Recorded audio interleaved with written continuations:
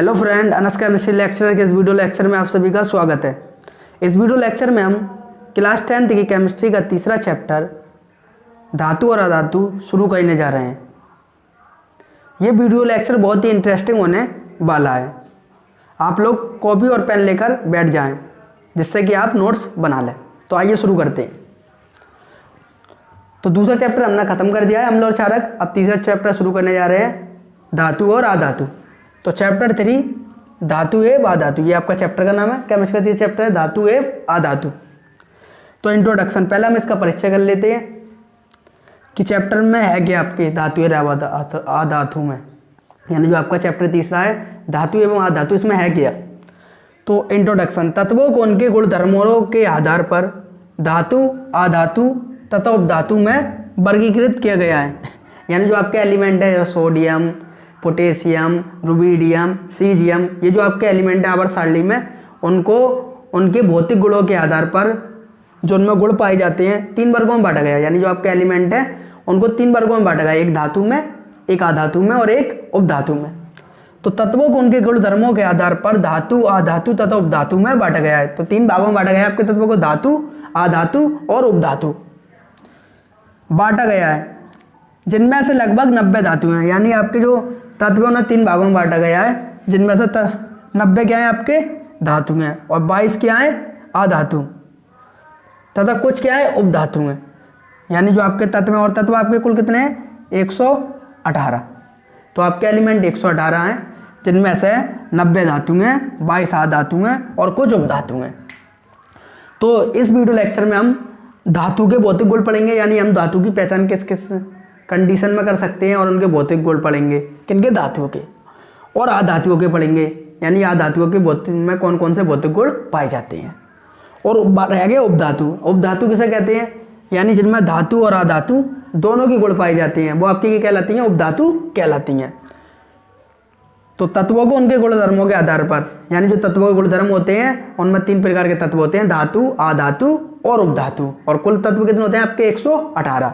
तो बात करते हैं हम पहले धातु की, यानी धातु में कौन कौन से भौतिक गुणधर्म पाए जाते हैं। यानी जो आपकी धातु है उनमें कौन कौन से गुणधर्म पाए जाते हैं। तो धातुओं के भौतिक गुणधर्म, तो आप हेडिंग लगा लीजिए, पेन कॉपी लेकर बैठ जाइए कि धातुओं के भौतिक गुणधर्म जो मैं आपको समझाने वाला हूँ उसको आप नोट कर लीजिए। तो पहली हेडिंग है धात्विक चमक। पहली हमारी हेडिंग क्या है धातुओं के भौतिक गुण में, कि जो धातु होती है उनमें क्या होती है, चमक होती है। तो हम कैसे पहचान करेंगे ये धातु है। तो पहली हेडिंग क्या है धात्विक चमक, यानी जो धातु होती हैं वो चमकदार होती हैं। जो चमकती हैं वो क्या है, होती हैं धातु होती हैं, यानी धातु की होती है आपकी चमकदार होती है। तो धात्विक चमक किसे कहते हैं, यानी धातुएं चमकदार होती हैं, जिसे हम क्या कहते हैं, धात्विक चमक कहते हैं। तो नोट कर लीजिए, जो आपकी धातुएं होती हैं वो चमकदार होती हैं, जिसे हम क्या कहते हैं, धात्विक चमक कहते हैं। दूसरा पॉइंट है आपका कठोरता, यानी कठोरता किसे कहते हैं।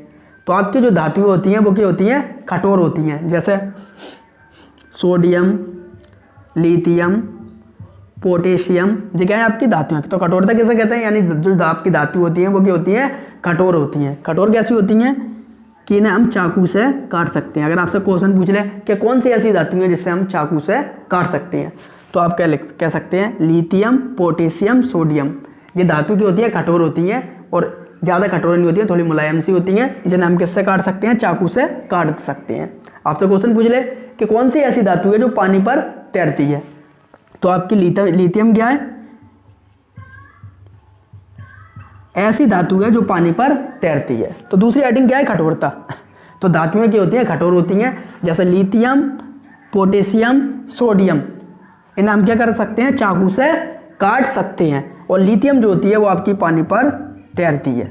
यानी कौन सी ऐसी धातु है जो कि होती है पानी पर तैरती है, तो आपकी लिथियम की होती है पानी पर तैरती है। अब बात करते हैं तन्यता की, कि तन्यता गुण किसे कहते हैं। यानी जो धातुएं होती हैं हम उनके क्या कर सकते हैं, तार बना सकते हैं। यानी जो धातुएं होती हैं हमने उनको ऐसा करके खींचा, तो हम क्या कर सकते हैं, धातुओं को खींचकर उनके क्या बना सकते हैं, तार बना सकते हैं। तो डेफिनेशन पूछा, तन्यता किसे कहते हैं, कि हम धातुओं को खींचकर उनके तार बना सकते हैं, इसे तन्यता कहते हैं। तो तन्यता किसे कहते हैं, आपसे क्वेश्चन पूछ सकता है, डेफिनेशन पूछ सकता है कि तन्यता किसे कहते हैं, धातुओं के बीच में से गुणधर्म में से। तो धातुओं को खींचकर उनके तार बनाए जा सकते हैं, उसे हम क्या कहते हैं, तन्यता कहते हैं। अब बात करते हैं ऊष्मा तथा विद्युत का चालन। तो ऊष्मा तथा विद्युत का चालन आपकी हेडिंग है, यानी जो धातुएं होती हैं वो ऊष्मा तथा विद्युत का चालन करती है। अब चालन का मतलब क्या होता है, बहना, यानी जो धातुएं होती हैं उसमें ऊष्मा तथा विद्युत की होती है, बहती है।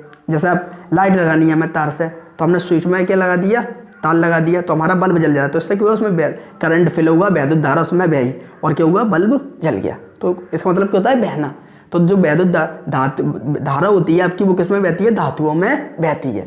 अब बात करें ऊष्मा, यानी ऊष्मा में ऊष्मा कैसे बहती है धातुओं में। जैसे हमने कोई लोहे की छड़ ली, उसको क्या रख दी गैस पर, एक सिरा उसका गैस पर रखा हुआ है और एक सिरा हम हाथ में पकड़े हुए हैं। तो कुछ देर बाद हम महसूस करेंगे कि हमारा धीरे धीरे हाथ क्या होने लग रहा है, गर्म होने लगा है। तो इसका मतलब क्या हुआ, ऊष्मा बहकर आ रही है। तो इसलिए हम कहते हैं कि ऊष्मा तथा विद्युत का चालन करती है, यानी जो धातु होती है उसमें ऊष्मा भी बहती है और विद्युत धारा भी बहती है। जब तो हमारा हाथ धीरे धीरे गर्म हो जाता है, आप चेक कर लेना।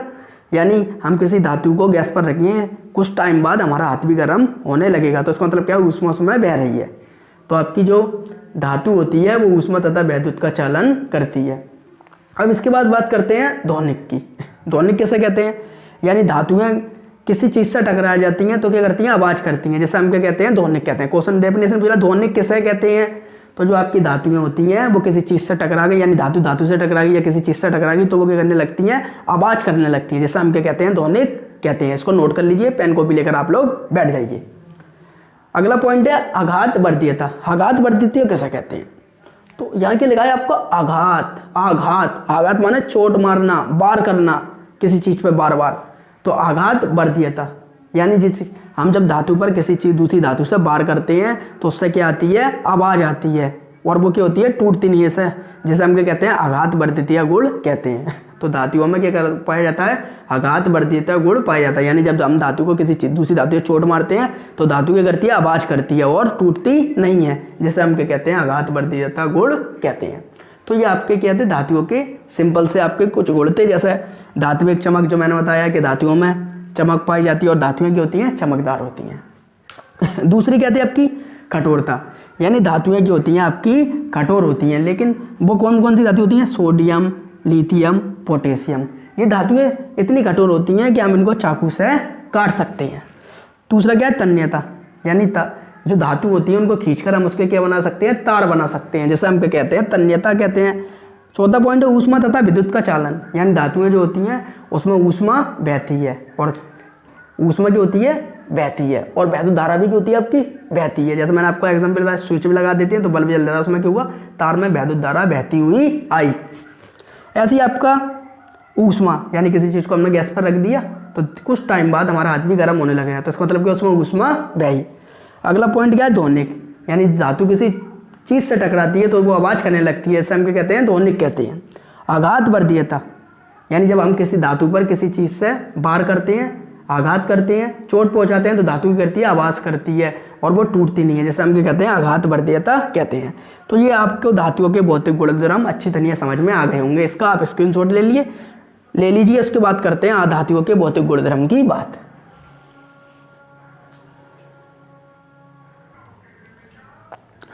तो ये आपके धातुओं के भौतिक गुणधर्म हो गए। अब हम बात करते हैं धातुओं के उदाहरण की, यानी आपकी कौन कौन सी धातु होती हैं। तो जैसा आपका आयरन, ये क्या है आपकी धातु, यानी जिनमें ये सब गुण पाया जाता है। आपकी कॉपर, एल्यूमिनियम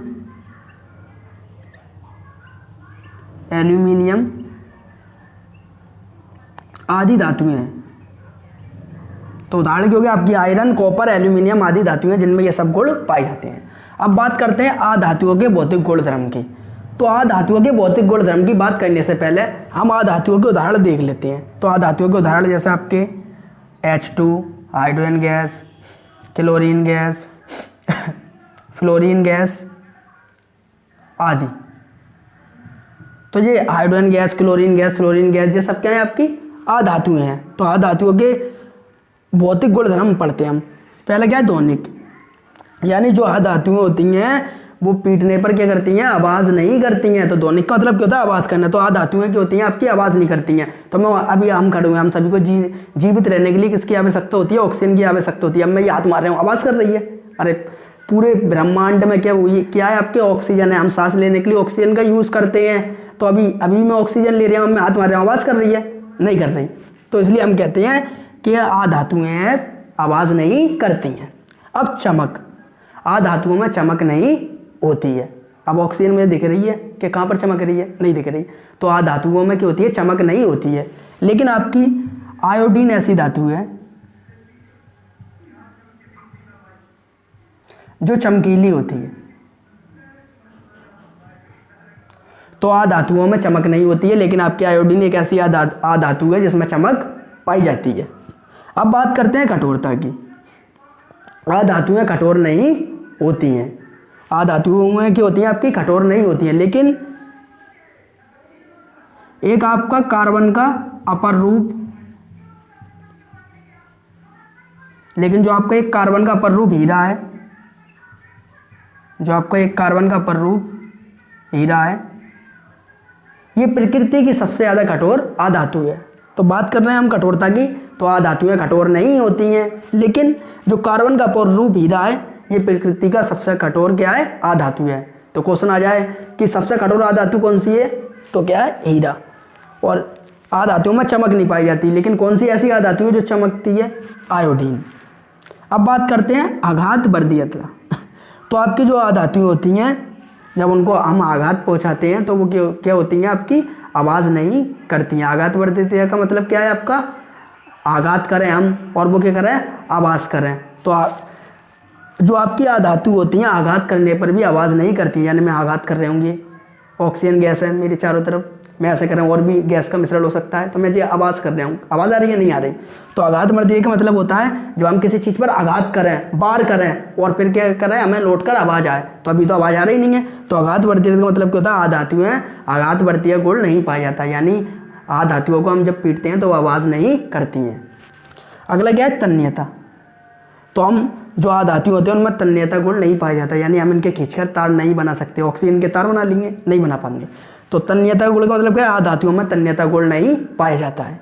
अब बात करते हैं ऊष्मा तथा विद्युत का चालन। जो आपकी धातुएं होती हैं, ना वो ऊष्मा का चालन करती हैं, ना विद्युत का चालन करती हैं। लेकिन आपकी एक ऐसी धातु है ग्रेफाइट,